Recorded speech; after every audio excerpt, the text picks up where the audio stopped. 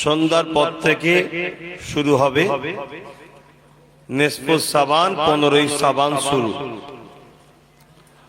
লাইলাতুল বারাত, শবে বারাত যে নামে পরিচিত, যে যেটাই, এ রাত বড় মোতাবাররাক রাত। উম্মতে মুহাম্মাদির জন্য স্পেশাল কিছু কিছু রাত আল্লাহ পাক রেখেছেন, যেই রাতগুলো অন্য রাতের তুলনায় অনেক বেশি আল্লাহ পাকের দরবারে ইবাদতের ফজিলত, গুরুত্ব, দোয়া বেশি কবুল হয়। বলুন সুবহানাল্লাহ। এবং 3টে রোজা অনেকে রাখে, অনেকে 2টো রাখে, অনেকে 1টাও রাখে। তো সেই হিসাবে এতটুকু আপনাদেরকে বলবো, সারা জীবন বা সারা মাস তো আমরা গাফিলি কাটিয়ে দিচ্ছি। আজকের ঘরে গিয়ে ভালো করে গোসল করে পবিত্র হয়ে আতর গোলাপ মেখে মাগরিবের নামাজ, যেমন আসরের নামাজ পড়লেন, মাগরিবের নামাজ পড়ে ঈশার নামাজ পড়ে সারা রাত কোরআন তেলাওয়াত, রুকু, সিজদা, কিয়ামে আজকের রাতটা আল্লাহর ওলিদের দরবার জিয়ারত। তবে বেশি দূরে হুড়োহুড়ি করা নাই।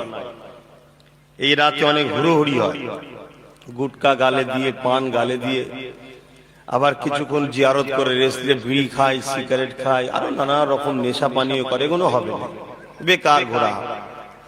আপনার এলাকায় আপনার আব্বা আম্মা আছে, তাদের কবরটা আজকে একটু জিয়ারত করেন, তাদের জন্য একটু দোয়া করেন। নিজের কবরের জন্য মসজিদে দাঁড়িয়ে দাঁড়িয়ে কাঁদুন, রুকুতে কাঁদুন, সিজদায় কাঁদুন, কোরআন তেলাওয়াত করুন। পুরো রাতটাকে আল্লাহর জন্য আজকে কুরবানি করুন।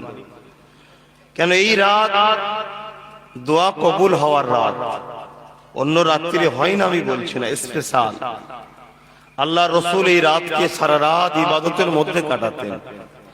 এবং রায়াতে আছে, এই রাত্রি আল্লাহ কুদরতি ভাবে প্রথম আসমানে নেমে এসে দুনিয়ার মানুষকে লক্ষ্য করে বলে, কে আছো, কি চাও।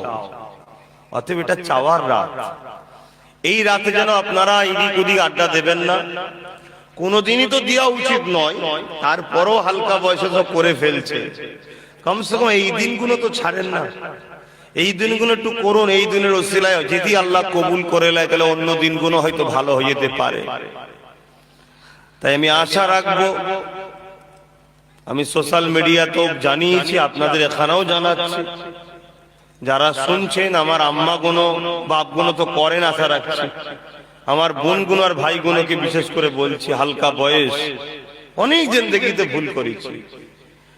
আজ জীবনে সব ভুলকে মাফ করার নিয়তে নামাজের মুসাল্লায় ওঠেন। যতক্ষণ না মাফ হচ্ছে ততক্ষণ নামবেন না মুসাল্লা থেকে। এই নিয়তে আজকে রাতটা দেন। আল্লাহ এত দয়ালু, চাইলে আজকে সব মাফ হয়ে যেতে পারে। জোরে বলুন সুবহানাল্লাহ।